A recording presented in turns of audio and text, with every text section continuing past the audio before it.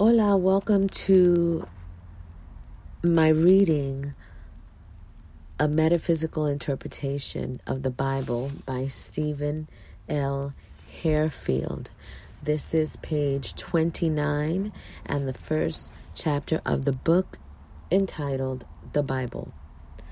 Apart from its being a book of great historical biographical interest, the Bible is, from Genesis to Revelations, in its inner or spiritual meaning, a record of the experiences and the development of the human soul and the whole being of humankind. Also, it is a treatise on humanity's relation to God, the Creator and Father. From the Metaphysical Bible Dictionary, Charles Fillmore Reference Library. Did I already say we're on page 29? I have 29. You may have noticed that in the past recent months, there has been an increased interest on the subject of the Bible and the indelible characters that form the cast in the greatest story ever told. It has been brought to the public's attention through numerous books, documentaries, TV, and radio interviews, and even a controversial and powerful movie. In light of these revelations, we have seen the burgeoning of a new search for the meaning of the idea of God, of truth, and the persona of the original players on the stage of our ancient and modern life. Who is God? Who were they? Because of the demand for this knowledge, the appearance and publication of older, non-canonical, and ignored texts has provided a vast field of research for the growing number of people's thirsty factual information. This search for truth has established the fact that there is more information available on the subject of the Bible and those who played great roles within its chapters. The whole story in its blinding light of reality has yet to be released for public scrutiny, if only for the sake of comprehension and the truth of higher consciousness. This collection of unalterable facts should not be kept away from the masses by a clergy that appears to fear only the loss of support. Those scrolls, documents, and books are about God and not the church. This release would lend itself to a new level of faith that is beginning to emerge in the minds of humanity, and would give it a better degree of security. There is also a new search for the human ideal working with the divine mind, a quest for the true ideal of Godhead itself, a faith in the creative principle of both the masculine and feminine side of creation, not as separate aspects, but working in union with each other as one. If one could learn this through the wealth of information found in these works, we could all operate as one, mirroring our Creator and ending the division that we are presently witnessing through the world. Most of our current Bibles consist of scriptures sanctioned by both Jews and Christians under the canon law, a law determined by usage of the churches that became final in the 4th century CE.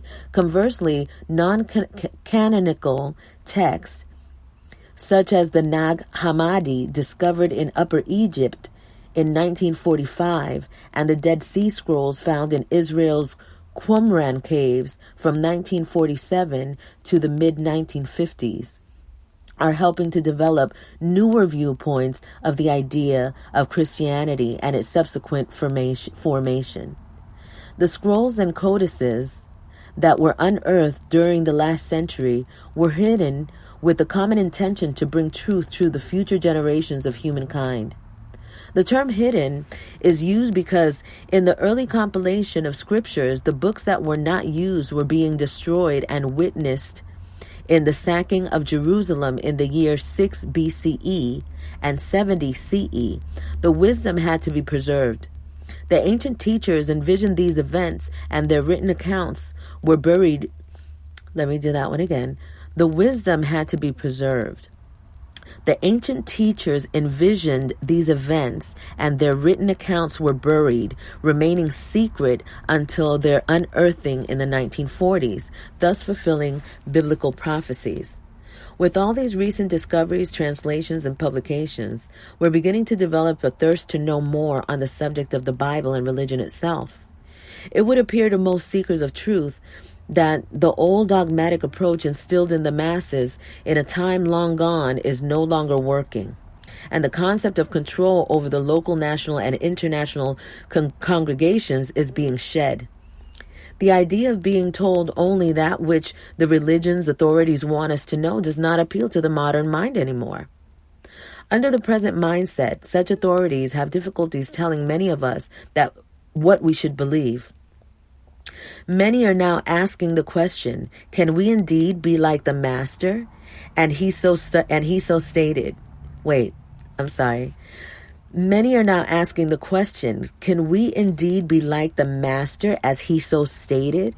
The answer is surfacing in our modern era, and it is one of the key reasons why the old system is being shed. A considerable number of people who have otherwise attended the various services are presently beginning to doubt their religious leaders. This movement is growing as the congregants recognize that the blind no longer leads the blind. They are being awakened to a deeper knowledge of life.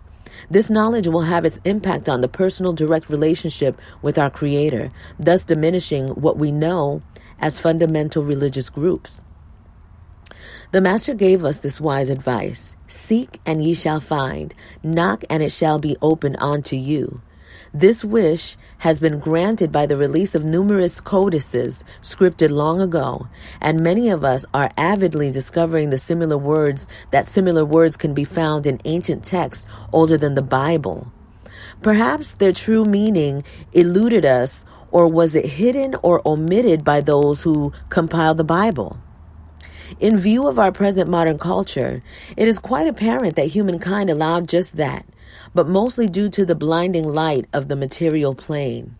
However, over the centuries, our technological discoveries and our natural curiosity have helped us uncover the past and the various foundations of our current beliefs that have remained unchanged for most. Today we seem to have awakened from our prolonged spiritual slumber and are reaching for a better understanding of the concept of God and more meaningful relationship with God itself. We are beginning to seek the personal internal God that is within us, rather than the external God whom we've gave some geographical or extraterrestrial location and whom we have been taught to fear. It is dawning upon us that God is an entity whom each of us could work with rather than fear, and that we, the humans, are its creative idea brought forth from its divine mind and heavenly focused thought that shaped the material reality we have come to call life. The majority of the book that we know as the Bible is correct in assertions from a spiritual or consciousness point of view.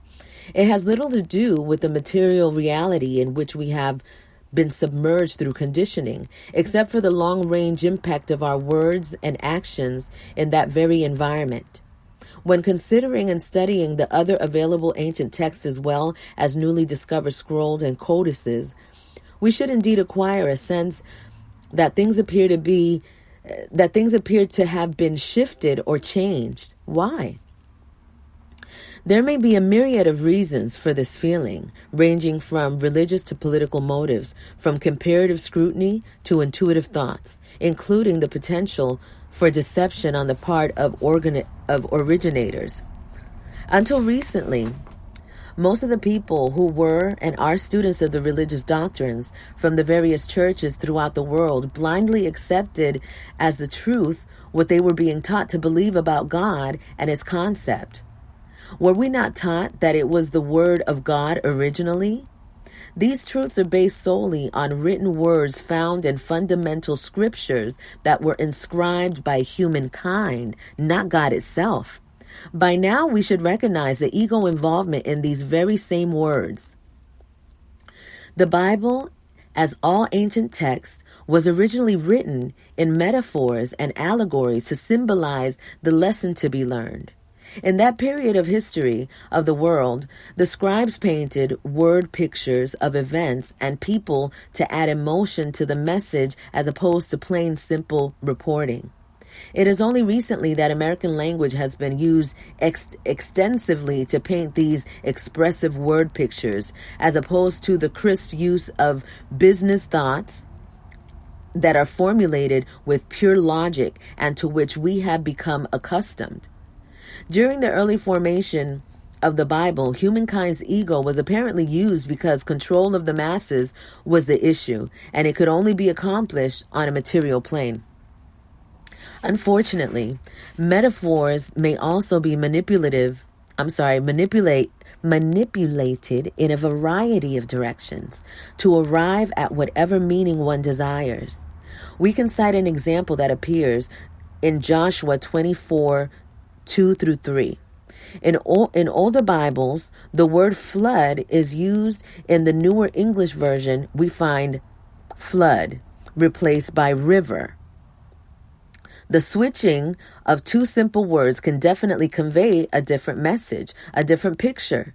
Because of their allegorical qualities, ancient writings should not be taken literally as did those who compiled the books. Due to their subtle flexibility, they have been used to teach the masses to fear God and to fear life itself. Of course, this was never the original intention of the creative principle, but it was a convenience for those who had ulterior motives that date back to the very beginning of modern religion. This deviation was conceived by the human physical mind in the contravention of the divine mind. Even though we are all capable of reaching the latter, we must admit, however, that such practice has led more and more individuals who are searching to seek within them the inner meaning of things, the elucidation of biblical allegories. In order to help your thinking on the Bible rise above the physical, material realm, we would like to offer you another approach. In your efforts to better comprehend the true wonderful messages contained within the most published book in the world, this approach will take the form of a metaphysical understanding of chapters and verses rather than the verbatim acceptance of the words. Words alone could be hollow or empty. Thus, metaphysically speaking, it is done with the intention to assist in the discovery of the true lessons designed by the divine mind. When earnestly applied, these lessons will indeed help you reach a level of spirituality that will enhance your appreciation of all life and strengthen your faith in the creative principle. And that is not necessarily the idea of the church. What is the definition of metaphysics? A recent encyclopedic dictionary describes it as the branch of philosophy that systematically investigates the nature first, principles, and problems of ultimate reality. Metaphysics includes the study of being ontology, and often the study of the structure of the universe, cosmology. In other words, what is behind or beneath all things? What is the first cause of reality? What is beneath all of the symbolism found within the pages of the Bible? One cannot find these definitions in a dictionary that generally addresses only the after the that only.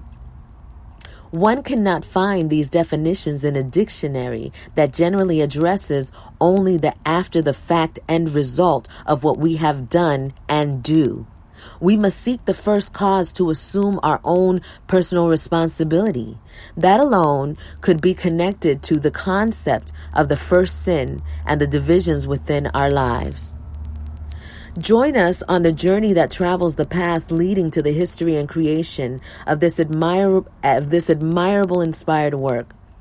Our initial step will be to peer into the formation of Christianity that has its basis in the book known as the Bible. After the crucifixion and the ascension of the Master, there were four basic factions abiding by the teachings of Jesus the Christ. We can immediately see that there was division even in the ideal that he offered. Each division was different in its doctrines, from fundamental to very flexible, but each had a sphere of influencing during that era. These four sects were the Ebionites, Ebionites, Ebionites, the Ebionites, also known as the Nazarenes. Those were a Jewish Christian group of rural Palestine. The Judaic Ebionites stayed very close to the Mosaic law and considered Jesus to be a miracle-working prophet and St. Paul to be an apostate. The Gnostic Ebionites believed Christ to be a spirit invisible to men, giving him the title of prophet of the truth. They too rejected the Pauline epistles. The Macrionites, this group was founded by Macrion, and the early Christian bishop excommunicated by the church in 144 CE. He taught that there were two gods, a stern lesser creator God found in the Old Testament and the good merciful God in the New Testament. He believed in salvation by faith rather than by gnosis, knowledge, and rejected the real incarnation of Christ as well as the Old Testament and the Gnostic emanation theory. This movement caused assembling of canonical New Testament. The Gnostics from Gnosis, they were a dualistic religious and philosophical movement of the late Hellenistic and early Christian eras. The term designates a wide assortment of sects. They all promise salvation through an understanding of higher inner consciousness or knowledge that they claimed was revealed to them, dating back to such sources as Jewish mysticism, Hellenistic mystery cults, Zoroastrianism, and Babylonian and Egyptian mythology. A simple description of Gnosticism is as follows: a religion that differentiates the evil God of this world, who was identified with the God of the Old Testament, from a higher, more abstract God revealed by Jesus the Christ. Christian and other ideas were quickly incorporated into these syncretistic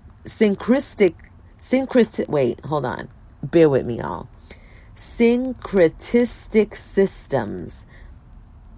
Christian and other ideas were quickly incorporated into these syncretistic systems. Much of early Christian doctrine was formulated in reaction to this movement. Gnostic elements are found in the Acts of Thomas, of the Odes of Solomon, and other wisdom literature of the Pseudegraphia. I'm going to have to look that one up. The Thomasines. This fraction was named after St. Thomas, one of the 12 apostles, also called Didymus. Various texts tells us that Thomas went to Parthia or India as a missionary. The Syriac Rite Christians of Malabar, India, claim that he founded their church. His work can be found in the Gospel of Thomas, Pseudepigraphia, and the Nag Hammadi, and the Acts of Thomas. The followers believed that we all shared in the idea of divinity, and the one known as Jesus had taught us to rediscover it within us with the words, "The kingdom of God is within you." The first two factions had God located elsewhere, and the next two stated that God is in you and is you. It is easy to see the road chosen by the clearly Christian founders, thus the need of salvation. In John 10:34, Jesus further stated, "It is not written in your law, I said ye are gods." Wait, he said that as a question.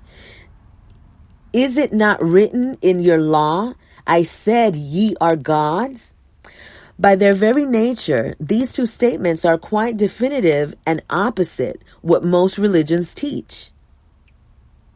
He taught us and advised us to bring forth this aspect that is within all of us. And the concept is vaguely offered or veiled through the New Testament. The latter was and is a combination of all the various beliefs and doctrines we have mentioned above. It may be added that in the early selection criteria of the four main Gospels by the Church Fathers, the authors had to be direct disciples and male. In reality, as we know now, as verified in Luke 6:14, 15, and 16, Mark and Luke were not. They were followers of Paul and not the master himself. The early organizers insisted on these prerequisites because they did not want the feminine energy recognized. Further, the four that were selected had to be similar and support each other in their dissertations. Thus, the writings of Mary Magdalene and others were all but eliminated for the sake of an early male-dominated society. Emperor Constantine I, c. 280 through 337 CE, had a significant part in the canonization of the Bible. Profoundly impressed by the demeanor and beliefs of his Christian warriors, he, as the ruler of Rome, issued the Edict of Milan in 313, following the successful battle of the Milvian Bridge in 312. This edict legalized Christian worship, thus allowing more freedom in compiling an authoritative collection of scriptures under the supervision of Eusebius of Caesarea. Oh, there we go. Eusebius of Caesarea. That's it. That's what it is. Eusebius of Caesarea. Constantine recognized that this new faith was growing, and even though he was not a theologian, he wanted to make Christianity less collective. The unification of the Christian factions would ensure the continuity of his control over the masses, while increasing the sphere of his tax gathering for the maintenance of his armies. In 325, he convinced and attended the Council of Nicaea, where the most significant religious figures discuss the controversial concepts that we now define as the Holy Trinity and the establishment of one single book for all of the above-mentioned factions. Constantine was baptized on his deathbed in 337, the first Roman emperor to receive the Christian faith. The Council of Nicaea had to choose what manuscripts to use or to leave out, and with ulterior motives in mind, remove pertinent codices from potential discovery and the view of the masses.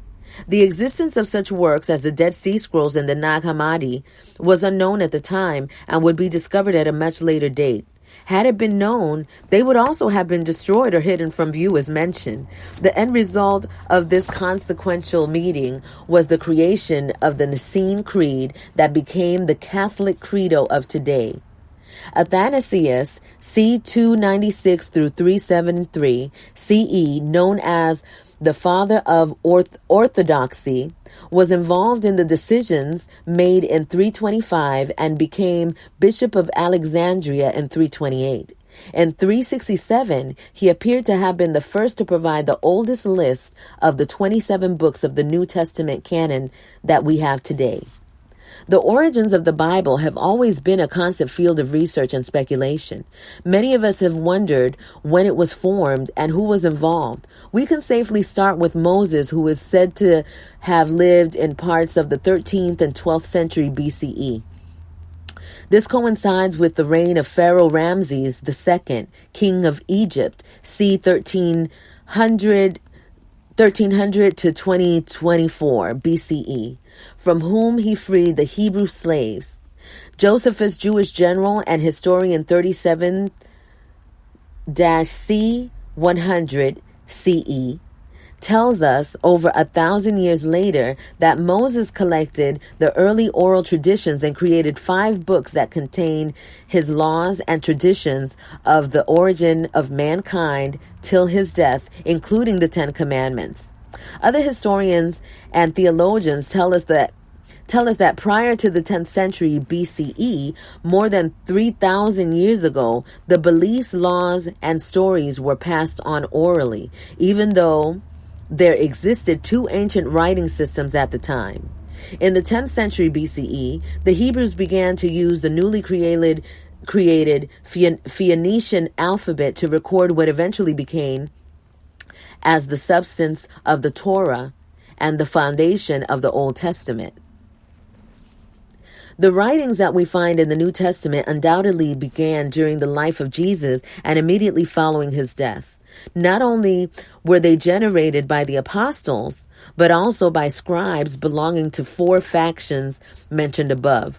The process of text selection began approximately 285 CE and culminated around 400 CE.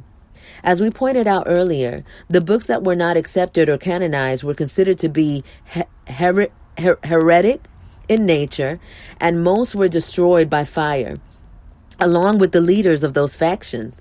The early churches wanted no competition. Those who were not within the spectrum of their doctrines were systematically removed for over 1,000 years of human slaughter. In that fashion, it would render the officially sanctioned version more acceptable to the public. Those that were not destroyed were hidden, thus the real truth would not be known and the controlling entities were secure. This discovery of the scrolls and codices from the mid-1940s, the early 1950s, caught the attention of biblical scholars, theologians, and historians. Much of the data that was allegedly destroyed came to the surface. It is presently known that to this day, the Vatican still has other versions of the original works within its own library. No one is allowed to see what they offer. There are issues about the idea of Christ that are concealed, and recent revelations on his life are now coming to light.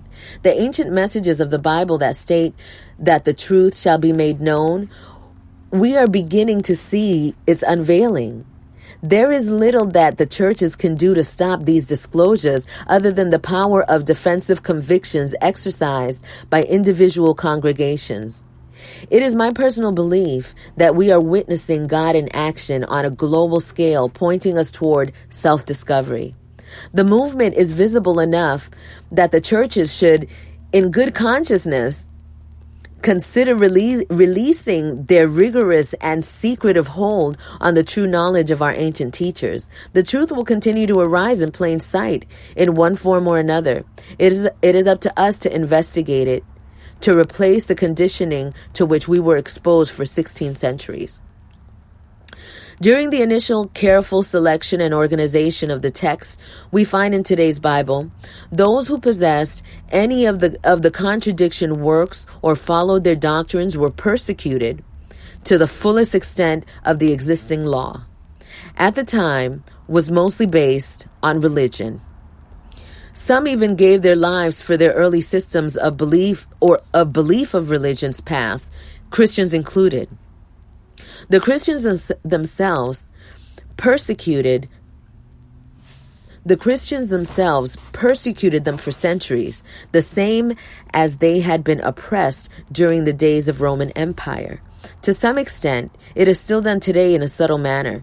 Indeed, if you do not believe as a particular group does, you are considered an outcast and threatened with the fires of hell. Historically, we can cite the Inquisition ordered by Pope Gregory the IX, and sorry, I'm not good at Roman numerology, whatever IX is, in 1231, and carried out by the Dominican order that renewed removal of heresies by Pope Paul III in 1542, and the Spanish Inquisition from 1478 to 1834. From its inception, the Catholic Church had serious doctrinal agreements with its hierarchy and with other peripheral Christian sects. Its solution was imprisonment or death. The numerous conflicts that modern history calls holy wars, and the edicts were generated to eliminate any competition and to unify for strength and control the conversions. This did not happen until after the end of the Eighth Crusade in 1270. When examining historical documents, one could conclude that regardless of the ruthless shown, there would be only one church. It does give one the impression that the church was more important than the idea of God itself, either then or today. From the first days of world exploration, each expedition had one or more priests on board, generally Jesuits, to force a new system of belief to establish a stern bureaucracy for the collection of taxes. It was also meant to eliminate whatever form of competitive religion was found in the new lands. When it comes to the contents of today's Bible, we must also consider the effects of multiple translations from multiple languages over many centuries. We have the Greek, Syriac, and Latin versions of the fundamental translations, and each of those had many subversions. In addition, these were further translated into modern languages that can be very limiting in their definitions. Common sense tells us that the misinterpretation of a single word can indeed change the meaning of an entire sentence, verse, or concept, the latter being of particular importance. Nevertheless, we have to contend with the current accepted Queen's English version that has been followed by millions of faithfuls since Wycliffe, it's funny because it sounds like Wycliffe, Wycliffe published his first edition in 1384 CE. William Tyndale produced the first modern English translation of the New Testament in 1525. His unfinished rendition of the Old Testament had been burned at the stake in 1536. Amazingly enough, we did not have an American translation until 1901. We will examine the biblical text and bring to light the deeper significance of the messages contained therein. In this discourse, we will exclusively cover the books of Genesis, Isaiah, Matthew, Mark, Luke, John, and Revelation. Of course, they are not the only books in the Bible, but we do consider them to be the most crucial segments of the good book. By design, the majority of the Old Testament supports and leads up to the idea of Jesus and the New Testament. It appears as though it was put together as pieces of a puzzle. In the joining of the pieces, there obviously are events and persons that have been misreported, misrepresented, or simply omitted to ensure the cohesiveness and desired result of the puzzle. As an example, we note the removal of references dealing with the feminine energy of the human form, a concept celebrated by the Thomasines. As you read through this work, you will learn why this was done. In truth, Jesus the Christ had female disciples. Mary Magdalene and a woman named Janaiah or Joanna are examples of those who were omitted as such. Did early translations confuse Janaiah with Junius or John? Whose idea was it to remove the works of women for the sake of male power and dominance? There were many other females, and they operated as equals. One must understand that Jesus stood for and taught the idea of equality in all ancient texts, including the Bible. Under this premise, why would he not have female disciples? Could this be why we still argue over equality to this very day? Would God, who is perfection, create inequality? If so, why?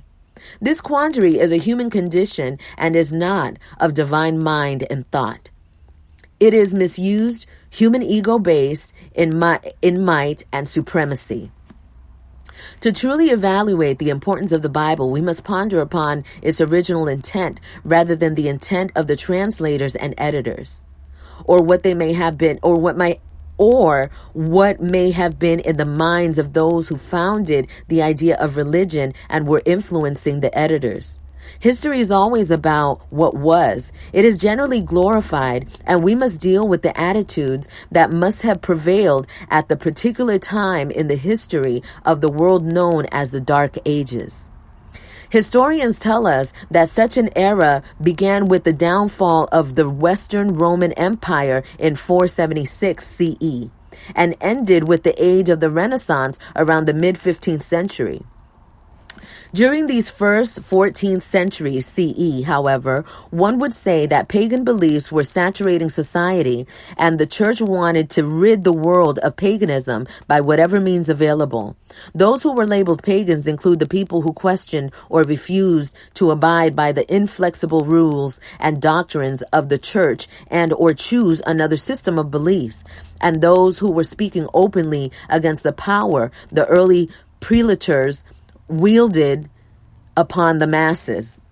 In 1996, Pope John Paul II himself admitted the errors of the Inquisition and the inhumanity of the Crusades. He asked for forgiveness for the approximately 10 million deaths that were carried out by the early churches in this period of dark superstition. Some of the method based upon the so-called pagans, a large percentage being outspoken female critics of the period deemed to be witches, could not be qualified as humane. The trial and burning at the stake of Joan of Arc, 1431, is a testimony of the ruthless, unbending rigidity of the clergy. This oppressing period of Western European history could be considered as the continuance in removing any vestige of physical and spiritual feminine power, as well as any system of beliefs that conflicted with the early churches. Ironically, the word pagan is also used to describe country dwellers who lived peacefully in and with nature. We must also add that during the first 14th century CE, the educational level of the masses was quite low, making gullibility, naive, and superstition uncommonly high. For that reason, the public could be easily manipulated, even if the Christ date of birth was changed so as to not disturb the early pagan traditions, a fact that can be viewed as somewhat hypocritical. Until about 354 CE, the public celebrated the winter solstice that included Saturnalia, December 17th through the 24th, following Brumalia, December 25th. Thus, celebration we know as Christmas was simply incorporated in this festive occasion to satisfy all concerned. In the process, we lost the significance of that event, and even today, we do not know the exact date of Jesus' birth. This will be discussed further when we arrive at the birth and life of the Master. As mentioned above, the people's gullibility and naivete were exploited to the fullest, and the church gained a considerable degree of power and control because of it. It was largely due to the mind manipulation of the congregations through fire and brimstone, the tactic of instilling fear from the path of Macrionites, who implanted the idea of the devil from their lesser god. In this fashion, the clergy had a captive devoted audience. The people did not wish to be condemned, nor did they want a one-way ticket to hell. There is no better way to convince the early masses of the need to be saved from such a fate. The use of the devil derived from the lesser god of the Macrionites fitted perfectly in those plans. As a reminder, may we say that at first, when organized religion came into being, there was only one, and it remained this way until Martin Luther. This manipulation did not stop with the common folks. The kingdoms in existence at the time needed to associate themselves with the power and control of the churches within their realms. The latter, as noted earlier, were originally selected by cardinals and bishops as tax-collecting arm for those kings who desired wealth as a symbol of material strength. With this somewhat unholy arrangement, the spiritual dominion went to the churches while the material authority went to the kingdoms. We could view this as the original concept leading to the separation of church and state. This resulted in an opportunity to acquire greater levels of power through fear, along with the wealth that was gained by using that same manipulative tool. The pitiless kings had gained dominance by force, but now the people could lose their soul along with their homes and lands if they did not yield to the will and teachings of the churches that represented the kings. The influence of the church was such that the prelates could even appoint a king when the existing bloodline had disappeared. In those early days, there was only one unified church with many branches, archdiocese. When it organized under the papacy, it became one massive, powerful, and unwealthy theocracy, still in place today. Oh, we've gone well over our 30 minutes. Let me see how many pages are left in this chapter. And I want to thank you all for doing this with me because, again, I'm reading this, for the first time at this level. And, oh no, there's too many pages left at this level. And, it's when you know that you're recording something for somebody to listen to, you start to get a little bit in your head. So I hope that this is flowing well for you guys. I definitely recommend getting at least the PDF. The PDF will get you started and you can read along with me so that, as you notice, I have issues with some of the words. And so I may not pronounce things in the same way that you pronounce them, but it's just really important for everybody to be able to put their eyes on it, themselves, because this is an experience for each individual, and your experience through it is very powerful. So let's intend that you get the book, the physical book, right? And let's know that it's already available to you. If not, in anything else, it's definitely a PDF and in this audio. So this is going to continue to be available to you. But yeah, we definitely recommend getting the book. I'm going to go ahead and keep it going. If you guys have to pause, you can pause and come back in a little bit. Our next chapter is going to be Genesis. So I want to go ahead and at least see if I can at least finish with this chapter because it's very important. I want to stop and say stuff, but this is not really the time for that. I want to just focus on reading the book, reading the words, but it's just so much that pops out and so much that resonates and so much that feels good to know and to feel. And it's just kind of connecting with my knowing, and I'm recognizing that, we are those ancestors that continue to come back to finish this work. And it continues. It's a great time to be. All right. Okay.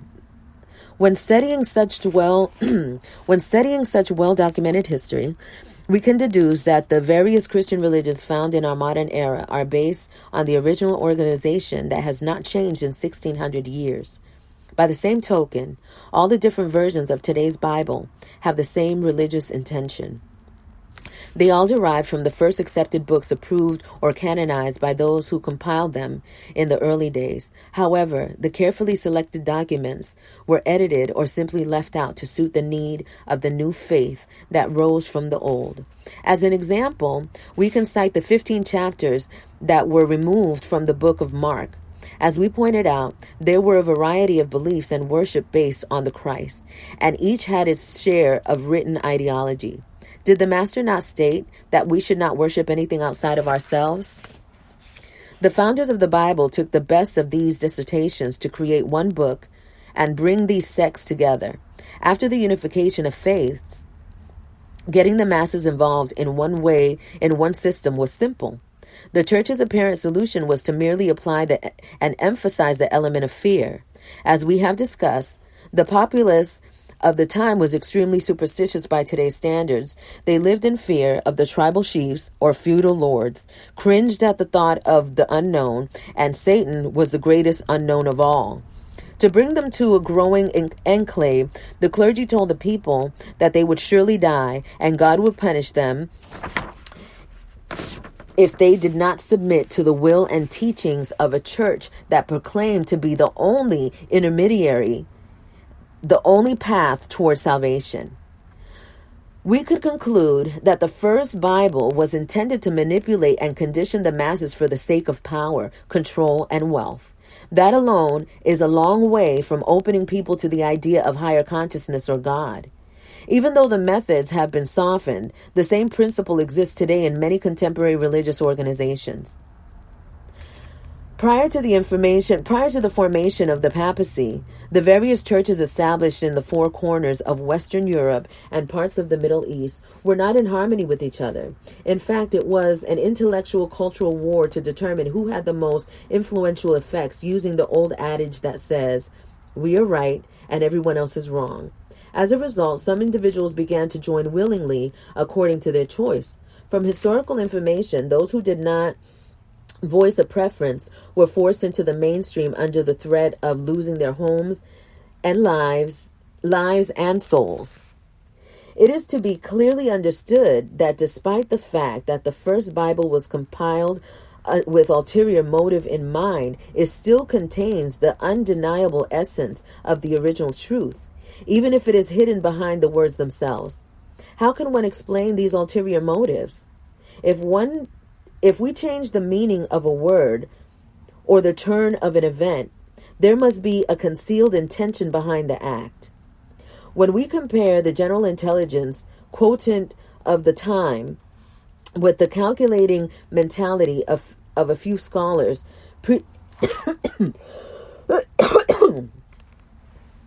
excuse me.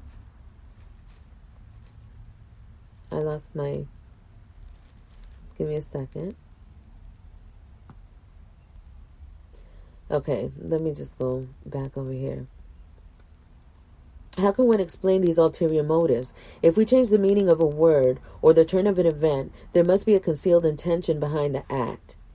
When we compare the general intelligence quotient of the time with the calculating mentality of a few scholars, prelates, and theologians, it is obvious that the truth was being altered for a definite reason. During those troubled early days of Christianity, only the material reality was taken into account with no regard for higher consciousness. Through these alterations, was the truth not shifted and shaded from view? The last thing was for the people to know the real truth of God and the nature of the true individual higher spirit of self. To attain better control, it would be simple to separate the people from the universal oneness of God and the concept that it is within you. Once the idea of an external God was inculcated, there would be a sense of being separated from the oneness of creation and that for which it stands. The need for absolution and salvation would then be fulfilled by the church. As we explained above, the change or omission of one word can impair the succinct understanding of a thought or an act, usually immersed in a physical surrounding. When it is done to match the material thinking mindset, symbolism itself becomes warped into a modified fact, and it loses itself in the shadows of an earthly imagery. It further erects fences, disabling our ability to reach our otherwise divine attributes. If there were intentional modifications made to the original documents, we can also assume that the language barrier caused many unintentional changes. The original scrolls and codices were written in ancient Sanskrit and Aramaic from oral data, then translated into second century Greek. Anyone familiar with linguistics can tell you that certain words of a language simply do not translate accurately into another. Thus, we must rely on the closest synonym or description available, and the choice must be made. However, this was not the only case, and some of the nuances were blatant text manipulations. We must not forget that because of the destruction of Jerusalem in 6 BCE and 70 CE, much of the works had to be reconstructed through human memory. This situation reminds us of the story being whispered to the first person in a line of individuals. By the time it reaches the last, the story is virtually unrecognizable. Here are a few excerpts upon which we have all pondered at one time or another. In Genesis, we read, "And Cain knew his wife, and she conceived." How can that be? The preceding verses in the very same book clearly state that Cain's parents, Adam and Eve, were the first human creations, thus the only other humans on the planet. No one else is ever mentioned, and the appearance of Cain's wife therefore becomes a contradiction itself. We are led to believe that there were only one man and one woman on this earth, and that the time, along with the two sons, they begot outside of the Garden of Eden. Is this not manipulation? In Joshua 10:13 and Samuel 2 and Samuel 1 through 18, we find clear references to the book of Jasher, an important, highly respected man who was the rod bearer accompanying Moses and Aaron. His writings were somehow preserved and passed on through the ages, yet none are included in the Bible. In his work, Jasher does not mention Eve, the slaying of Abel, or the great flood. His story implies that Adam stayed in Eden as opposed to what is told in Genesis 3:23. He does point out that Cain went out and dwelt on the east of Eden in the land of Nod, without mentioning the fratricide. At least the Bible and Jasher agree on the name of the place where Cain settled, and the fact that while there he married an unidentified woman, begot Enoch. Whence the wife came is still unknown. Jasher writes about Japhet, Noah's son, who asked his father's permission to move in the plain of Shinar to avoid overpopulation in that region.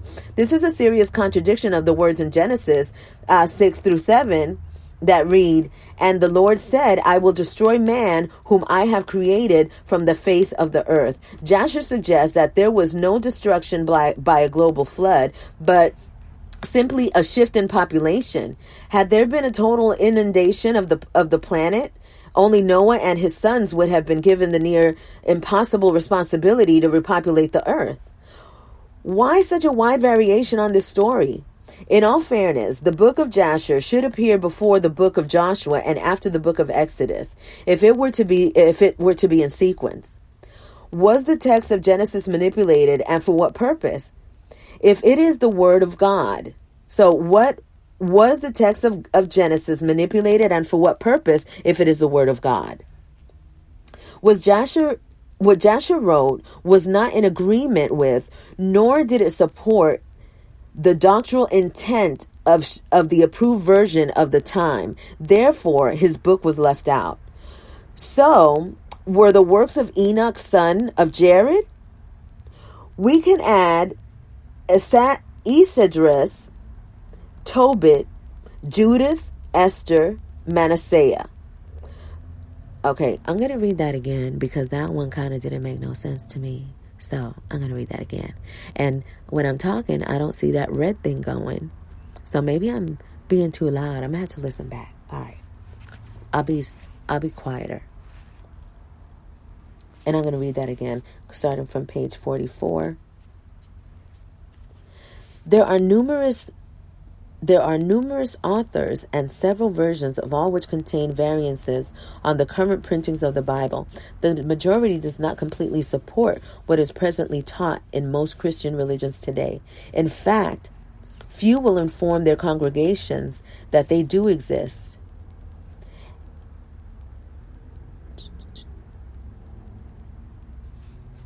And if asked, they will suggest you ignore them, since they are not accepted texts or they have never been canonized. Other apocryphal texts actually oppose certain segments of the modern Bible, yet they were written during the same time period. It is also a fact that they were included in the very early compilation of the Latin translation, but St. Jerome in about 400 CE called them the Apocrypha because they were not in the Hebrew Bible.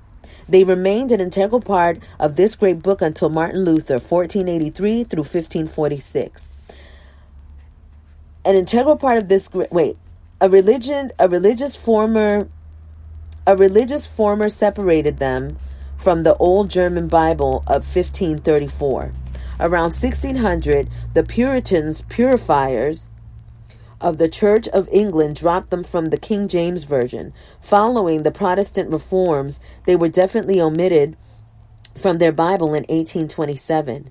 This seems to indicate that the high prelates determined what the masses should learn on the concept of God, Spirit, and parameters reduced by their own desire for power and control. When we read the contents of the Dead Sea Scrolls and the Nag Hammadi Library, we find that the texts do not necessarily support today's Bible, but we cannot deny that the stories in the latter were created from them. When we become interested in a specific subject, each of us has a natural tendency to gather as much information as possible in order to obtain a complete picture and full understanding. Learning about the creation and the creative principle shall follow that same path. And the earnest student should collect all the data that survived the centuries, the destructive wars, and the selective planning of a few. In our modern era, one would think that all should be made available, but it's not. After all, we're talking about the concept of God and our spiritual enlightenment, both having an astounding significance for the individual and humanity in general. It is rather peculiar that besides the globally recognized Bible, the peripheral works have been carefully kept away from the masses and seldom mentioned by the clergy.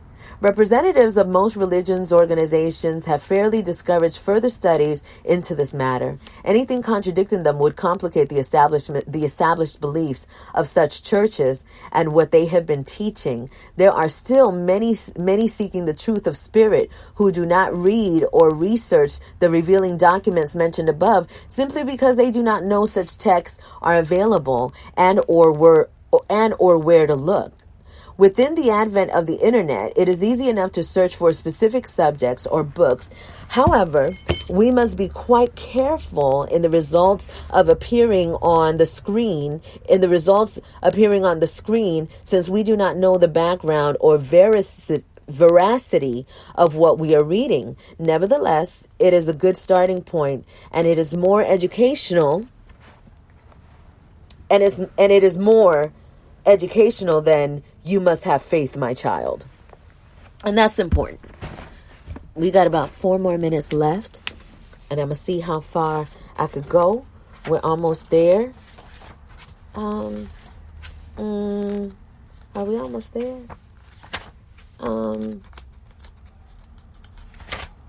No, you guys, we're not almost there. So I'm going to go ahead and finish this little paragraph here.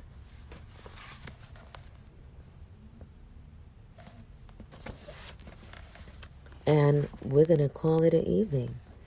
In today's society, we find a growing movement in the desire to understand more about God and the nature of the spirit within us. As a generally natural human inclination, the more we know, the more we desire to know, especially in the mysteries of spiritual domain. The discovery and subsequent publication of the Dead Sea Scrolls, the Nag Hammadi Library, and the Book of Jasher, written at approximately the same time, should challenge our curiosity and our thirst for knowledge. Why were they not made part of the canon or the Septuagint? Who declared them invalid or unworthy of propagation? Why are we not advised to read them if our intentions are to truthfully know God? Were we not created as individual thinkers with freedom of choice, able to formulate our own decisions? Not only do these works present different historical viewpoints, but they also reveal ideas and ideals written long ago, yet they were hidden for centuries. It appears that the Essenes knew such texts would be destroyed or willfully omitted if they were discovered. In doing so, they allowed the organized religion of the time to gain great power over the masses through various means. Perhaps it was time for these works to be unearthed at a time when our social and spiritual aspects needed them the most. Our world and its inhabitants have evolved materially and intellectually, yet the truth of the Word of God is just now beginning to enrich our minds and hearts. We cannot evolve further if we insist on restricting the Bible to a 1600-year-old format and our minds locked in limited spiritual knowledge. Ironically, Joseph, Mary, and Jesus himself were a part of the Essenes, a very private sect. We bring this to your attention because in older Bibles it clearly states that Jesus would retire to Mount Carmel for a time. The newer editions tell us that he went to the mountain Qumran. An old Essene monastery happens to be located on Mount Carmel, and the prelates chose to have this modified. All the known ancient texts tell many of the same stories as the Bible, but from different points of view expressed through the personal attitude of the authors. Some remain unchanged, and others are even expanded in the details and feelings. If we are indeed as evolved as we claim to be today, why do we still require someone to tell us of God? Why are we seeking outside help and redemption when we should be looking inward? Are we not told, be still and know God? This of itself shares with us the knowledge that we need seek no further. It is especially true when considering that we have been taught to pray to an external God, a God located somewhere geographically, who cannot be reached by the human form except through the controlling intervention of an organization that is atrophying our spirituality. Why would God do this? The one known as Jesus told us that spirit is within us. Why pray to someone somewhere outside of our own temple? Corinthians 6:9-12 confirms that principle. What? Know ye not that your body is the temple of the Holy Ghost, which is in you, which ye have of God, and ye are not your own? For ye are bought with a price. Therefore glorify God in your body and in your spirit, which are God's. Has our spiritual awareness been lowered to such extent that we cannot grasp or comprehend all the meanings, all the subtle allegories? The Master said, Verily, verily, I say unto you, he that believeth in me, on me, the works that I do, shall he do also, and greater works than these shall he do. John 14:12. He also taught us that we should worship nothing outside ourselves. For if we do, it will negate our own ability. From a metaphysical perspective, this appears to be a reference to the idea of inner Christ consciousness, the well of life. If we have the faith, love, and perseverance to reach for that elated state, we are being told that we may accomplish what the Master did and even greater things. As cited earlier, Matsuo Basho, 1644 through 1694, once said, Do not seek to follow in the footsteps of the men of old. Seek what they sought. In that sense, many contemporary religions are not seeking what Jesus sought. They simply put him on a pedestal as an external idol to worship. This concept places a high fence around our independent inner capability to search and decide for ourselves. This discouraging our wanting to become the same as he. Many seem to be satisfied with what Jesus knew as reported in the Bible.